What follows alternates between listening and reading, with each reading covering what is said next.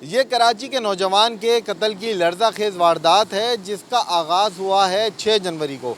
Defence Darakhshan के थाने की हदूद का ये रिहायशी है 23 साला मुस्तफ़ा, जो कि दरख्शां थाने की हदूद में अपने घर से 6 जनवरी को अपने दोस्त अरमुगान के घर जाने के लिए घर से निकला और फिर लापता हो गया। एक दिन तक इसके घर वाले इसको ढूंढते रहे, इनकी वालदा, इनके वालिद और दीगर घर वाले इसको जगह जगह तलाश करते रहे, लेकिन जब कुछ नहीं पता चला तो दरख्शां थाने से रब्ता किया गया और फिर इस मुस्तफ़ा नामी नौजवान के लापता होने का या अगवा होने का मुकदमा जो है वो दरख्शां थाने में दर्ज किया गया। पुलिस ने तफ्तीश का आगाज़ किया लेकिन किसी किस्म की कोई कामयाबी सामने नहीं आई। पुलिस का ये कहना है कि ना सिर्फ जो मुस्तफ़ा है उसके मोबाइल फ़ोन की लोकेशन हासिल करने की कोशिश की गई, लेकिन इस लोकेशन में कामयाबी यूँ हासिल नहीं हुई क्योंकि मुस्तफ़ा, जिसके हवाले से बताया जा रहा है कि उसको पहले ही मंशियात के केस में ANF की जानिब से, एंटी नारकोटिक्स फ़ोर्स की जानिब से गिरफ़्तार किया गया था, जिसके बाद मुस्तफ़ा ने मुबैना तौर पे GSM सिम का इस्तेमाल बंद कर दिया था और एक गैर मुल्की नंबर जो कि इंटरनेट पे इस्तेमाल किया जाता है उसको इस्तेमाल किया जा रहा था। ताहम मुस्तफ़ा के हवाले से जब कुछ कामयाबी नहीं मिली, इसका सुराग नहीं मिला, उसके बाद पुलिस ने मुख्तलिफ़ टेक्निकल बुनियादों पर तफ्तीश का सिलसिला जारी रखा। इसी के दौरान तकरीबन 10 दिन बाद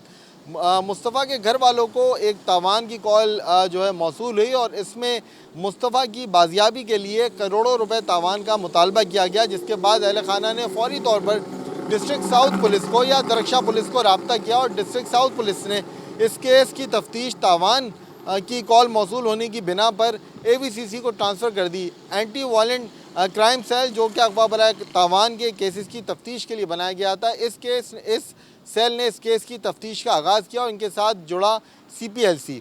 जो कि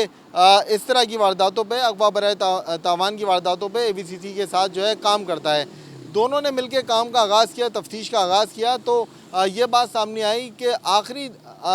मौके पर, आखिरी औकात में मुस्तफ़ा का रब्ता अपने दोस्त अरमुगान से हुआ, जो कि गिजरी में एक घर में रिहाइश पजीर है। तो फौरी तौर पर टीमें तश्कील दी गई। DSP AVCC ने अपने साथ मुख्तलिफ पुलिस पार्टीज़ को जमा किया और ये टीम गई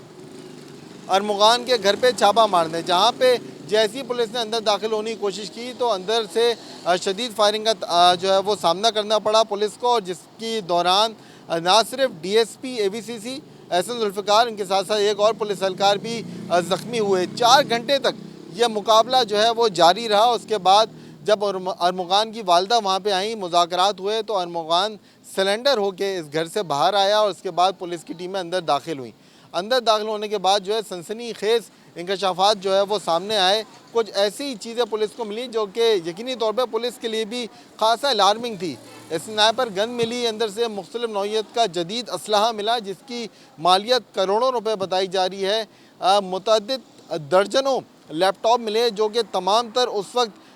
काम में उनसे काम किया जा रहा था, जिस दौरान जो है पुलिस का मुकाबला भी इसी घर से हो रहा था अरमुगान नामी मुल्ज़िम के साथ।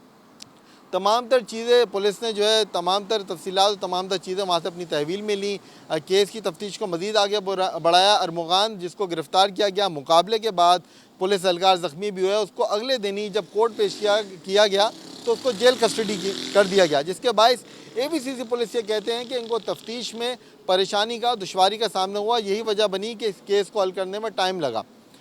इसके बाद पुलिस ने जब तफ्तीश को आगे बढ़ाया तो शराज नामी एक और मुल्ज़िम को गिरफ़्तार किया गया, जो कि अरमुगान का साथी था और मुस्तफ़ा का दोस्त भी बताया जाता है।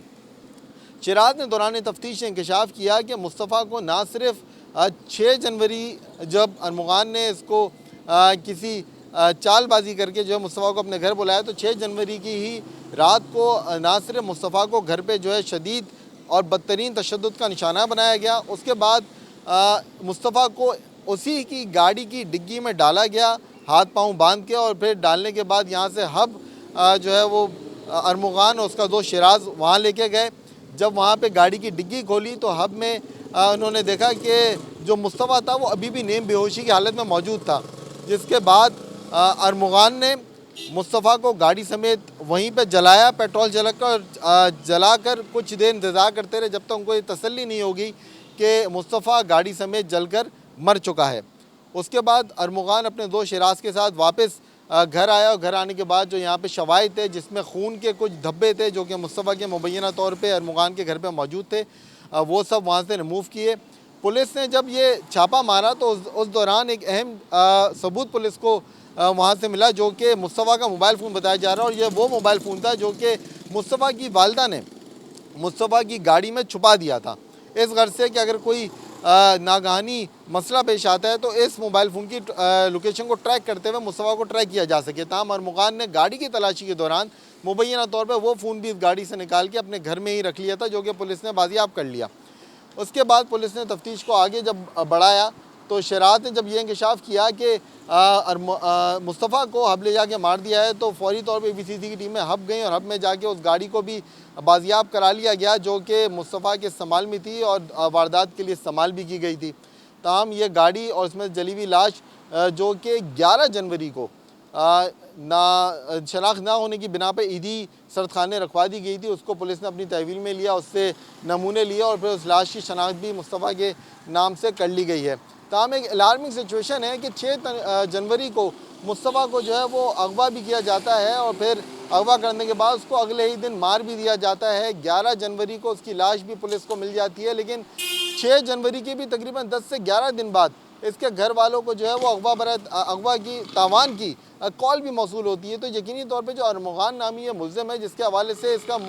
दीगर भी क्रिमिनल रिकॉर्ड सामने आया है, जिसमें मंशियात के केसेस भी हैं, जिसमें लड़ाई झगड़े के केसेस भी हैं, इसके हवाले से यकीनी तौर पे एक सवालिया निशान उठता है कि कैसे ये दोस्त अपने ही दोस्त के ख़िलाफ़ इतना संगीन कदम उठाने पर जो है मजबूर हो गया। वजह वही बनी कि एक लड़की का मसला था इन दोनों के दरमियान,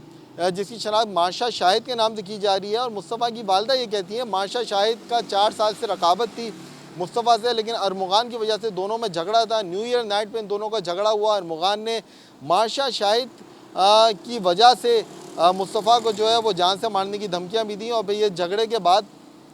जब मुस्तफ़ा जब लापता हो गया, उसको कोई सुराग ना मिला, तो 12 जनवरी को माशा शाहिद भी कराची से बैरून मुल्क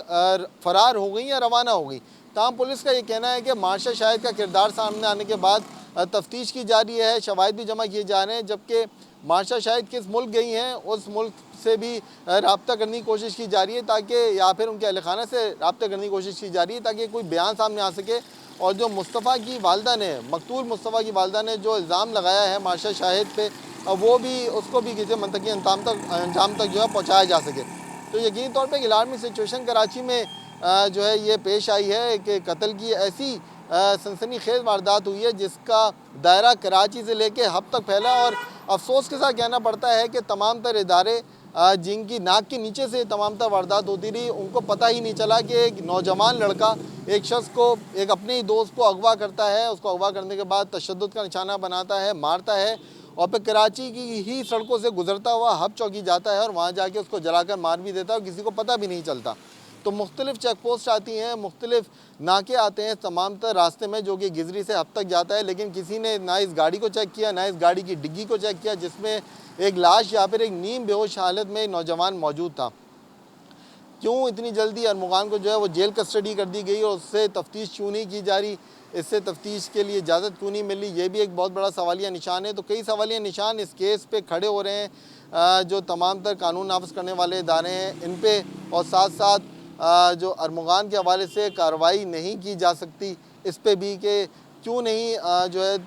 AVCC पुलिस को या फिर डिस्ट्रिक्ट साउथ पुलिस को जो है वो ये इजाज़त मिल पा रही, या फिर उनको इतना मौका मिल पा रहा है कि उस केस की तफ्तीश को आगे बढ़ाई जा सकें। अरमुगान के हवाले से ये भी बात सामने आ रही है कि ना सिर्फ उस घर में मुख्तलिफ नौइयत के जो है गैर कानूनी असला मौजूद था, बल्कि गैर कानूनी सरगर्मियाँ भी जारी थी, जिसमें ना सिर्फ क्रिप्टो करेंसी या डिजिटल ट्रेडिंग जारी थी, साथ साथ डार्क वेब पे भी काम किया जा रहा था। एक कमरा एक ऐसा मुख्तस किया गया था जिसको मुकम्मल तौर पे, मुबैना तौर पे डार्क वेब के लिए इस्तेमाल किया जा रहा हो। तो यकीनी तौर पे कुछ सवालात खड़े हो रहे हैं जिसके जवाबात पुलिस को भी तलब हैं, पुलिस भी उन पे जो है उनका जवाब ढूंढने की कोशिश कर रही है, साथ साथ AVCC की टीमें भी इन सवालात के जवाबात ढूंढने की कोशिश कर रही हैं, ताकि ना सिर्फ अरमुगान के ख़िलाफ़ जो केस है उसको मज़ीद सख्त किया जाए, बल्कि जो इस वाक़े में मुलव्विस, इस अंधोनाक वाक़े में मुलव्विस जो मुल्ज़मान उनको कैफ़रे किरदार तक पहुँचाया जा सके।